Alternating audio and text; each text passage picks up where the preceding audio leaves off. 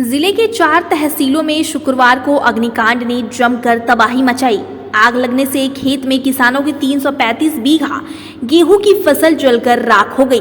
किसानों की गाढ़ी मेहनत आग में ही जल गई। 2 स्थानों पर सूचना के बाद भी दमकल कर्मी नहीं पहुंचे। जिले में भीषण गर्मी पड़ रही है। भीषण गर्मी में पुराने और जर्जर विद्युत तार आग में घी डालने का काम कर रहे हैं।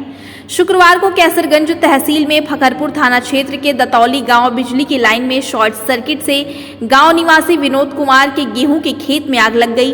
देखते ही देखते आग ने पड़ोसी रामकुमार, राजेश और श्रीनाथ की फसल को चपेट में ले लिया। किसानों की 10 बीघा गेहूं की फसल जलकर राख हो गई। पुलिस कर्मियों ने ग्रामीणों की मदद से आग पर काबू पाया।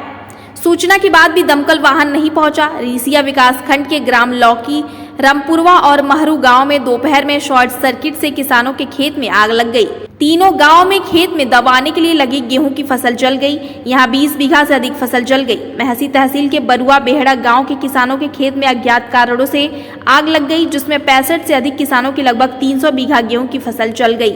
यहां आग बुझाने के बाद दमकल विभाग का वाहन पहुंचा। दोपहर में 12 बजे अचानक बरुहा बहेड़ा के पास रेती में गेहूं की फसल लगी हुई थी। किसान अभी काट ही रहे थे कि अचानक आग के चपेट में आने से लगभग 300 बीघा गेहूं की फसल जलकर राख हो गई। ग्रामीणों द्वारा ट्रैक्टर व पंपिंग सेट बांधकर बुझाने का कार्य किया गया, लेकिन आग पर काबू न पा सके, जिससे लाखों की संपत्ति जलकर राख हो गई। किसान राम बहादुर शुक्ला, श्याम सुंदर, दिनेश, बच्चा लाल, पिंटू, सक्टू, सिपाहीलाल, टेकराम, सोनारीलाल समेत अन्य किसानों की गेहूं जलकर राख हो गई। मौके पर एसडीएम और तहसीलदार ने जांच कर किसानों को मुआवजा देने का आश्वासन दिया है।